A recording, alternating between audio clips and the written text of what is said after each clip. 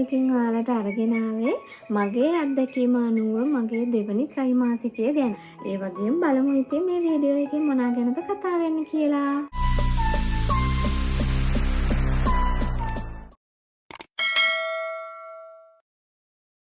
කොහොමද හැමෝටම ඔන්න ආයෙත් වීඩියෝ එකක් අරගෙන ආවා. අපේ ප්‍රෙග්නන්සි පීරියඩ් එකෙන් ගත්තාම මේ දෙවනි ත්‍රිමාසිකය කියලා කියන්නේ සති 13 27 අතර කාලය ගැන.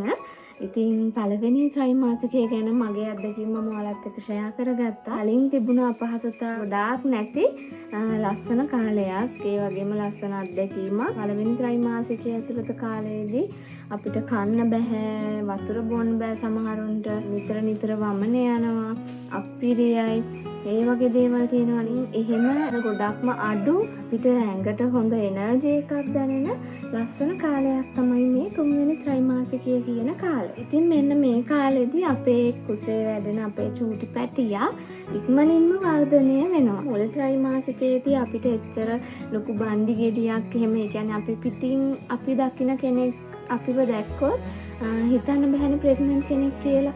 ඉතින් එහෙම නෙමෙයි. දැන් මේ කාලේදී එන්න අපේ බණ්ඩේ චුට්ට ලොකු වෙන්න පටන්. ඉතින් ගොඩක් අයට තියෙන ප්‍රශ්නයක් තමයි මගේ බබා දාම දඟලන්නේ දඟලනවා දැනුනේ නැහැ. පළවෙනි අත්දැකීමක් තියෙන අම්මා කෙනෙක් විදියට මුලදී මටත් තිබුණ ප්‍රශ්නයක් තමයි අනේ මොන වගේද බබා දඟලනවා දැනෙන්නේ.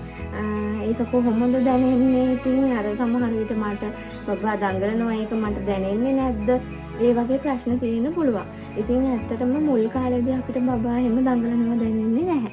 ඉතින් ඔන්න ටික අපේ චූටි පැටියා දඟලනවා දැනෙන්නේ මෙන්න මේ වගේ කාලේ. ඉන්න අපිට දැනෙන්නේ නිකන් සමනලයක් තටු ගහනවා වගේ නැත්තම් මාළු පැටියෙක් වතුර නැතිව අතට ගත්තම අර දඟලන්නේ. එතකොට අර එන්න කිචි කැවෙනවා වගේ වෙන්නේ. අන්න ඒ වගේ එකක් තමයි මුලින්ම දැනෙන්නේ. ඊට පස්සේ ඉක්ක වැටෙනවා වගේ දැනෙනවා. මේ චූට්ටක් බණ්ඩිය උඩ යනවා වගේ ගතියක් දැනෙනවා නිකන් අපිට අර ඉක්කාවක් හැදිලා වගේ.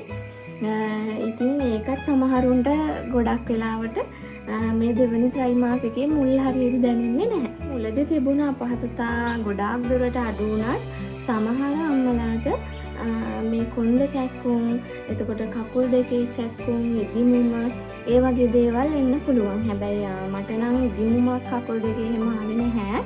හැබැයි මට දෙපාරක් විතර කෙන්ද පෙරලෙන්න ගත්තා මගේ වම් කකුලේ.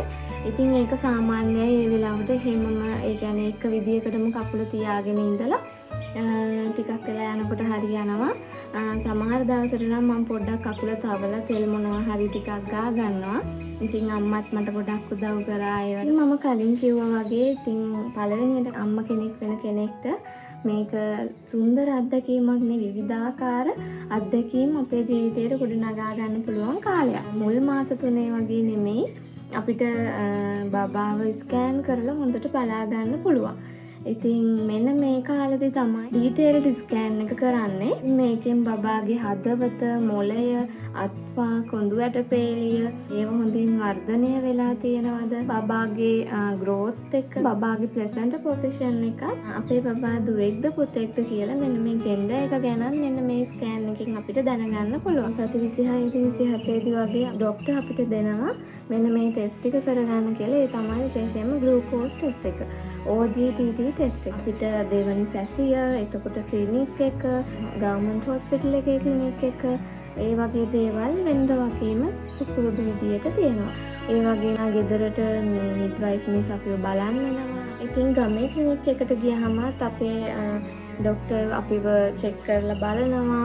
එතකොට මිඩ්වයිෆ් මිස්ලා අපේ උත්තර බාර ප්‍රෙෂර් බලලා අපිට අඩුපාඩු විටමින් වර්ග වගේ දේවල් තියෙනවා නම් ඒවත් අපිට එහෙම දෙනවා. ඒ වගේම කියන්න ඕනේ වැඩකට යන ජොබ් එකක් කරන අම්මා කෙනෙක් නම් අනිවාර්යයෙන්ම එයා ඒ අනේන වෙලාවට මෙන්න මේ වගේ ඉමර්ජන්සි බෑග් එකක් හදා ගන්න ඕනේ. කියන්නේ චීට් එකක්, බෙඩ් ජැකට් එකක්, බබාගේ පෙකණින් කටුවක් නැති ඔතන රෙදි කෑලි ඒ වගේ දේවල් පොඩි මෙන්න මේ වගේ පැක් එකක් හදලා කොහේ ගියත් යනකොට අරගෙන යන්න කියලා කියන මේ ගර්භණී සටහන් පත ඒකත් අනිවාර්යයෙන්ම ළඟ තියාගන්න කියලා මිඩ්වයිෆ් අපිට උපදෙස් දෙනවා. අමතරව විටමින් වර්ග ඒ වෙනද වගේම කැල්සියම් පෙති, අකඩ පෙති ඒවා වේලාවට ගන්න. 3 වේල කාලා අමතර වේල දෙකක් අනිවාර්යයෙන්ම ගන්න.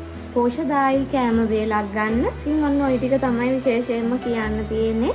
මෙන්න මේ දෙවනි ත්‍රෛමාසිකයේදී වැදගත් කරුණු OGTT ටෙස්ට් එක සහ හොස්පිටල් බෑග් එක සම්බන්ධයෙන් අනිවාර්යයෙන්ම ඔයාලට වීඩියෝ එකකුත් අරගෙන එන්න. මේ වීඩියෝ එකේ මොනවා හරි මගහැරුණ දෙයක් තියෙනවා නම් අනිවාර්යයෙන්ම කමෙන්ට් එකක් දාගෙන යන්න. මොකද මේ වීඩියෝ එක බලන කෙනෙක්ට පළවෙනි අම්මා කෙනෙක්ට හෝ මේ සම්බන්ධයෙන් දැනගන්න ඉන්න අම්මා කෙනෙක්ට මේක ගොඩක් වැදගත් වෙයි. ඒ නිසා කමෙන්ට් එකක් දාගෙන යන්න. අනිවාර්යයෙන්ම channel එක subscribe කරන්න, like කරන්න. එහෙනම් ආයෙත් අලුත් වීඩියෝ එකකින් හම්බෙමු. එතකන් හැමෝම පරිස්සමට ඉන්න. bye.